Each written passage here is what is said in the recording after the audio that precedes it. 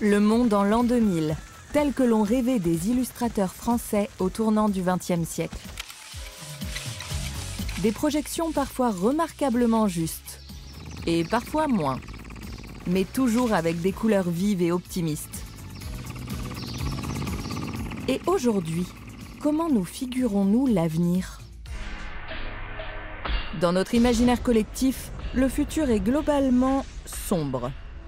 On anticipe un monde où la technologie a fait des progrès hallucinants, mais où les voitures volantes, comme dans le film culte Blade Runner, filent entre de déprimants canyons de béton, et où les panneaux publicitaires aveuglants des méga-corporations ne suffisent pas à occulter la misère des gens. Autre vision récurrente, une planète post-apocalyptique, comme dans Mad Max Fury Road, où les derniers représentants du genre humain doivent se battre pour des ressources devenues rares et pour garder une part d'humanité. Pourquoi brossons-nous un tableau si effrayant de l'avenir ? Et est-ce que ce pessimisme nous entraîne dans la mauvaise direction ?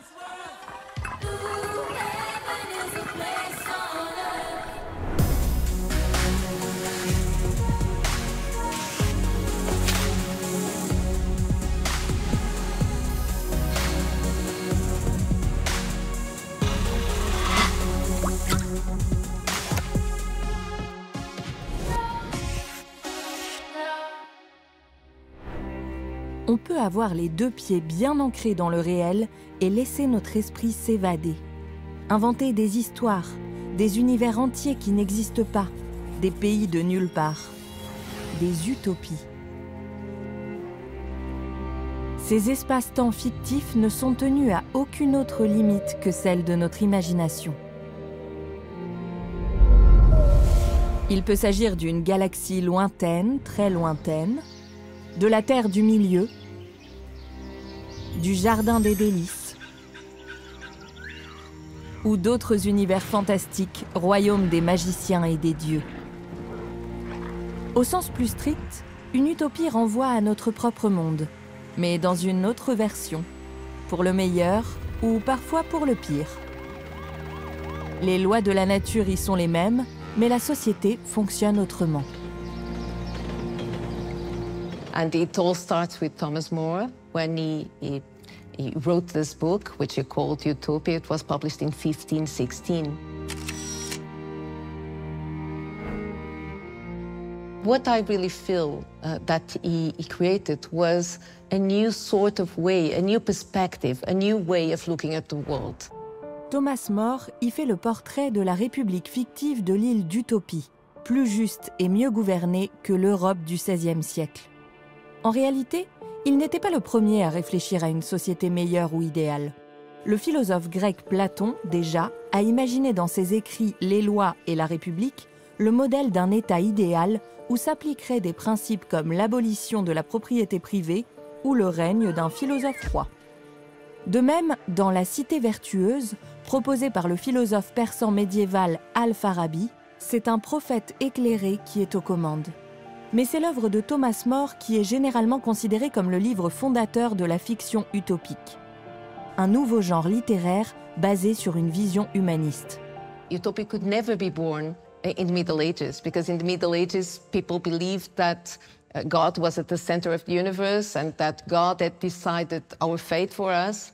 So it could only be born in the Renaissance. It could be only the result of humanistic thinking. And this was what Thomas More discovered, that the human being is at the center of the universe, and the human being, by resorting to reason, is able to construct his own destiny. Si en effet, nous sommes les architectes de notre propre devenir, pouvons-nous vraiment changer en mieux le monde et la société ? Rien n'est moins sûr si on en croit les récits d'anticipation. Parmi les grands succès du genre, beaucoup dépeignent le monde à venir comme un endroit cauchemardesque, une dystopie.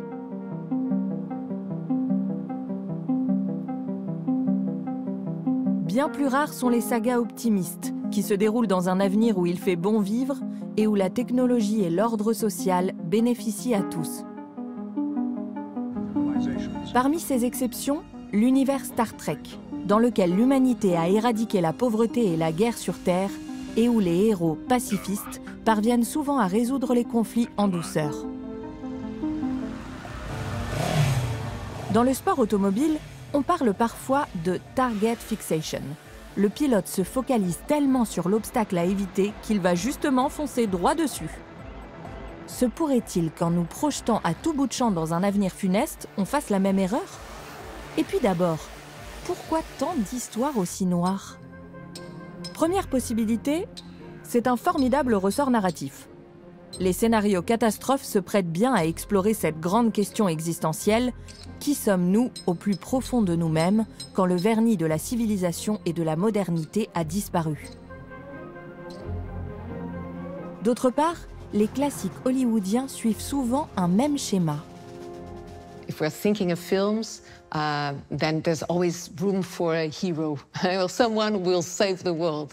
And in fact, if you think of it, most of dystopias that we have on film, they are critical dystopias. They are not really dystopias in the sense that there's always a sort of a light at the end of the tunnel. So there's a hero who is going to save the world.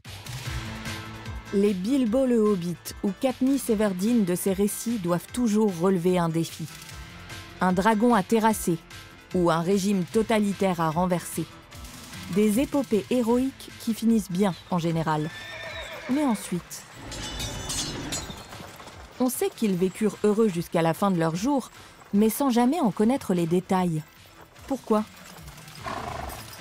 Peut-être parce qu'il n'est pas si facile d'imaginer ce monde bienheureux.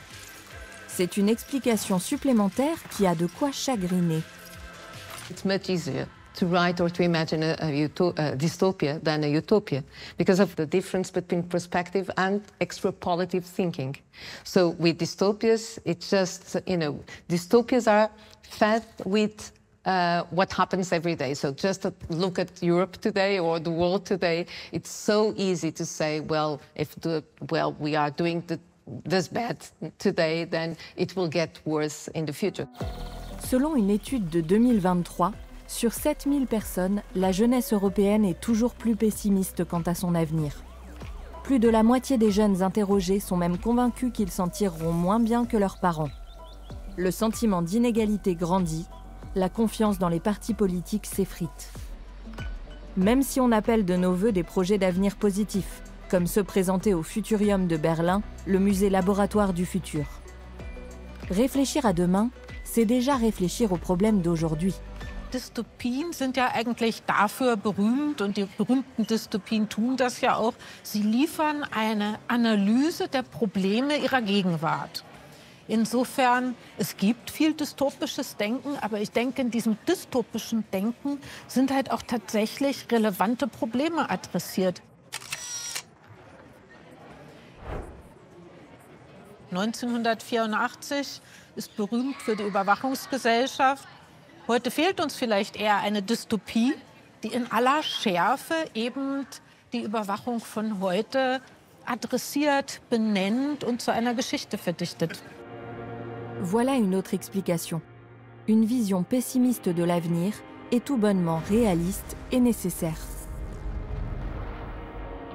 Eine ziemlich schlimme Dystopie, finde ich, wäre, dass die Welt sich so weiterentwickelt, wie sie sich im Moment gerade entwickelt. Nämlich, dass wir viel zu wenig tun, um den Klimawandel zu stoppen, zu verlangsamen, dass es immer mehr Ungleichheit auf der Welt gibt, dass demokratische Staaten immer weniger Handlungsfähigkeit haben und wenige globale Konzerne immer mehr Handlungsfähigkeit haben. Also dass es weitergeht, wie es jetzt gerade läuft, wäre für mich eine sehr dystopische Welt. Changement climatique, épidémie, catastrophes naturelles en tout genre. Le fossé entre riches et pauvres, la puissance des multinationales. La montée en force de dirigeants autoritaires, la surveillance totale, les atteintes aux droits des femmes et des minorités. Mais aussi les nouvelles technologies comme le génie génétique, la robotique et l'intelligence artificielle. Une matière inépuisable pour de nouvelles fictions dystopiques ou qui en ramènent d'anciennes sur le devant de la scène. Wir haben zum Beispiel im politischen Bereich viel zu wenig dystopisches Denken, sondern im politischen Bereich gerade dieses Denken, es wird sich schon lösen lassen und es wird schon so bleiben können, wie es gerade ist. Also daher, für mich ist es eher so, dass dystopische Denken fehlt in der Politik, aber im literarischen Feld haben wir viele Dystopien und wenig Utopien. Une des idées qui revient souvent est que la technologie serait la réponse à tout. Le progrès et la science peuvent améliorer notre existence à bien des égards, c'est évident. Mais la question demeure, qui pilote cette évolution? Qui a accès aux innovations? Et surtout, à quelle fin sont-elles employées? Für mich ist so ein Bild, was das ganz wunderbar zeigt, ein sehr altes.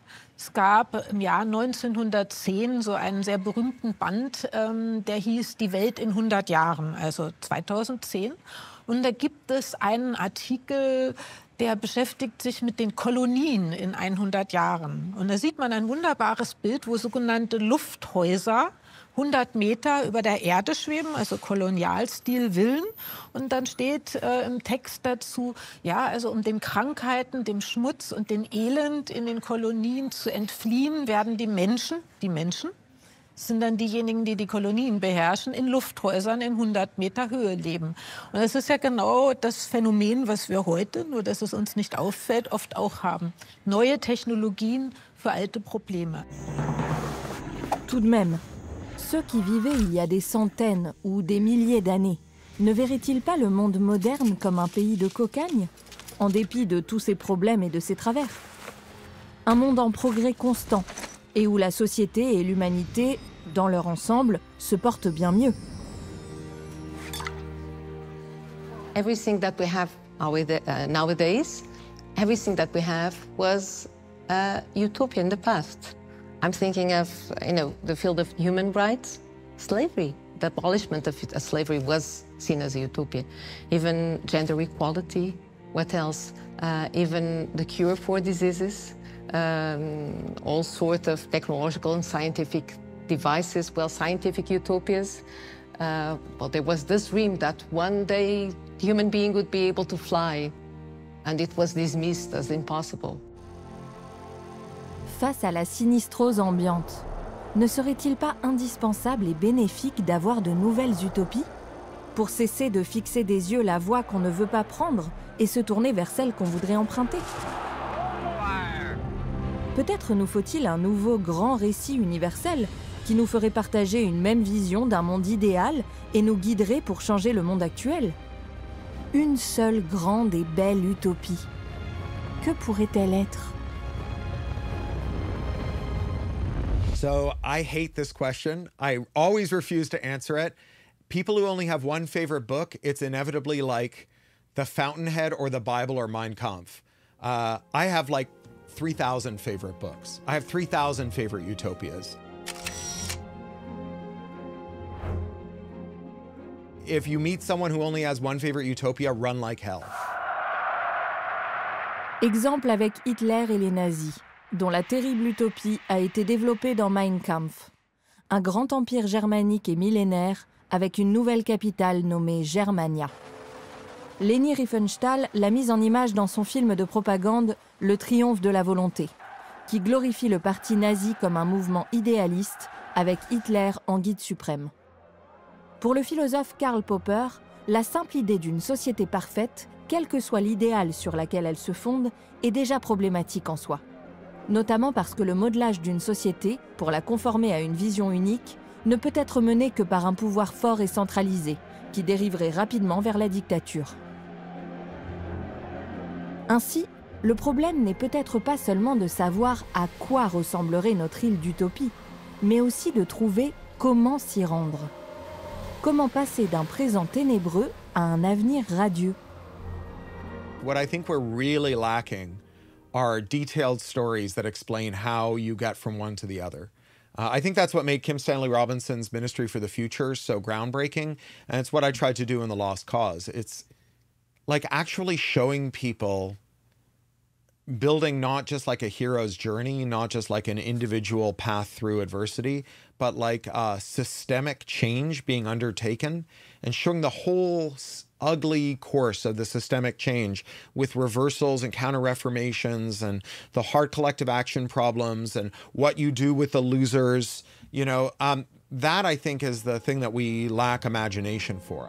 Au lieu du coup d'épée magistral qui tranche la tête du dragon suivi d'un happy end, il faudrait anticiper un changement graduel et laborieux et des solutions complexes? Cheminer ensemble vers une utopie, est-ce déjà une utopie? We have a complex society where we have many actors, different actors. So we have laws, we have government, but we also have private initiatives. We have groups of activists. So we are not talking about hierarchies, we have poly-hierarchies.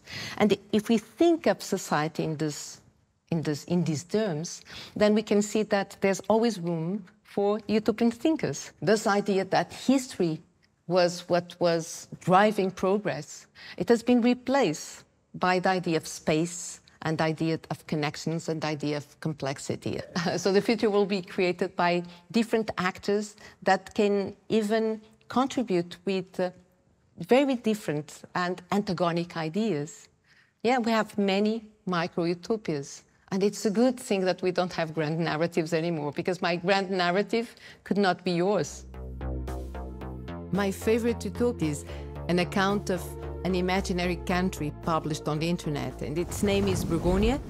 Instead of offering a blueprint for us to live peacefully together, it presents many solutions which coexist, complement each other, and sometimes even contradict each other. What I like about Burgonia is that it makes it obvious that there is not a single solution, but different ways for us to live together. Et Karl Popper, qu'en penserait-il? I would say that if Popper were alive today, he'd be more utopian, because utopia has changed over time. I would say over the past 70, 80 years, it has really changed. It's as if utopia had integrated all the negative things that were pointed out by people who were criticizing utopia. Même si on renonce à la quête d'un seul idéal éblouissant, on peut se laisser séduire par une myriade d'histoires et de projets utopiques. The basic income, for instance, it was seen as a total utopia in the sense of an impossible dream, and it is now being discussed in Davos at World Economic Forum. For instance, here in Portugal, a utopia which is being discussed is the possible reduction of our work week to 4 days, and the people are experimenting. Why don't we call these things utopias? Es gibt überall auf der Welt Menschen, die sich Gedanken machen, wie sie in einem lokalen Kontext Dinge besser machen können. Ja? Also das, was man auch die realen Utopien nennt, im Kleinen haben wir fantastische Ideen. Das Problem ist eher, in einem Kontext, in dem alles ein Markt werden muss, müssen all diese wunderbaren Ideen eigentlich wieder Produkte auf Märkten werden. Car il n'est pas tout à fait vrai de dire que le temps des grands récits est derrière nous. Wir leben in der Welt von einer großen Idee, einem Narrativ, was sich so sehr durchgesetzt hat, dass wir nicht mehr sehen, dass es ein Narrativ und eine Ideologie ist. Und das ist das Narrativ des freien Marktes. Mark Fisher, philosophe et auteur britannique, parle à ce propos de réalisme capitaliste. Dans son livre, il reprend la formule selon laquelle il est plus facile d'imaginer la fin du monde que celle du capitalisme. Celui-ci nous paraît aujourd'hui tellement incontournable qu'on est pour ainsi dire incapable d'imaginer des systèmes alternatifs. Sans capitalisme, pas de monde. Cette conception dominante contraint notre espace de pensée. Well, I think narratives do drive our sense of what's possible. They drive our imagination. And I think that it's useful here to distinguish between, like, I hate to use jargon, but hegemonic and counter-hegemonic narratives. So I think about the neoliberal revolution of the 1970s and 80s, which was led by like Margaret Thatcher, Ronald Reagan, Brian Mulroney, and the rallying cry of the neoliberal movement was Margaret Thatcher's dictate that there is no alternative. Right? So not only was it a story about how the world should be, it was a story about how the world must be. about the idea that you couldn't have any other world. What she meant by there is no alternative is don't you dare try and think of an alternative. If you're telling the story that there is only one possible story, that there is only one way, that there is no alternative, that humanity is running on rails, the great forces of history are compelling us forward, that we can't change it, that we are, pathetic dots trapped in the tides of history, then you are telling a kind of narrative that I think is quite wicked. Finalement, peu importe qu'on s'imagine des lendemains qui chantent ou qui pleurent, ce qui compte, c'est que ces histoires explorent l'impact que peuvent avoir nos propres décisions sur le monde de demain. Sommes-nous les bâtisseurs de notre destin? Ou celui-ci suit-il obstinément une voie toute tracée? Une approche qu'on peut qualifier d'anti-utopique. Okay, so on the one hand, we have utopia. And utopia is about hope. It's about trust in our human capacity to imagine a better future and to construct it. Utopian images are meant to inspire us to take action. And then you have dystopia. And dystopia offers bleak images of the future, a future that we want to avoid for sure. And normally people think, well, they are the opposite, but they are not. In fact, they are siblings because they have the same intention, and the intention to make us take action. And then we have anti-utopia. So on the one hand, we have utopia and dystopia. On the other hand, we have anti-utopia. And anti-utopia is quite the opposite of utopia because it's all about distrust. Distrust in our human capacity of imagining alternatives. So the utopian, anti-utopian argument is we shouldn't try to change. There are no alternatives. We live in the best possible world. So they are quite the opposite. The world is full of anti-utopians and we need more utopians. Notre analyse des récits de fiction est aussi une question d'interprétation. Mais on retrouve des éléments anti-utopiques dans un nombre étonnant d'histoires. L'univers Marvel, par exemple. Iron Man, Thor et compagnie utilisent avant tout leurs super-pouvoirs et leur arsenal technologique, non pas pour bâtir une meilleure société, mais pour protéger l'ordre établi. Ceux qui veulent changer la société sont présentés comme les méchants, avec l'appui du scénario, qui les fait systématiquement recourir tôt ou tard à la violence ou à des meurtres de masse. On peut aussi avoir une vision anti-utopique de l'être humain lui-même, ce qui inspire une foule d'histoires pessimistes. Eigentlich sind diese ganzen Filme unglaublich altmodisch, weil ihnen dieses Bild zugrunde liegt, der Mensch ist des Menschen Wolf. Das ist seine unveränderbare Natur. De là, il n'y a qu'un pas vers la conclusion que seule la technologie peut évoluer, pas la société. Et même que le progrès ne faciliterait qu'une seule chose, opprimer ou tuer d'autres gens. Une telle misanthropie peut faire rejeter en bloc l'idée du revenu universel de base, avec l'argument que les gens deviendraient des parasites fainéants. Ne nous voilons pas la face pour autant. La Déclaration des droits de l'humain, les Nations Unies, l'Europe ou la démocratie. Ces utopies sont devenues réalité, mais dans la douleur ou après de nombreux revers. Elles sont aussi là pour maîtriser nos pulsions, contrebalancer notre égoïsme et nos intérêts personnels. Des inventions nécessaires qui sont finalement apportées à notre crédit et avec le potentiel de devenir encore meilleures. We think of democracy as the utopia that has been fulfilled. But in fact, utopias always offer what I would call transitory truth. So we don't have, a final truth. And also, democracy is a process. And then there are so many things going on.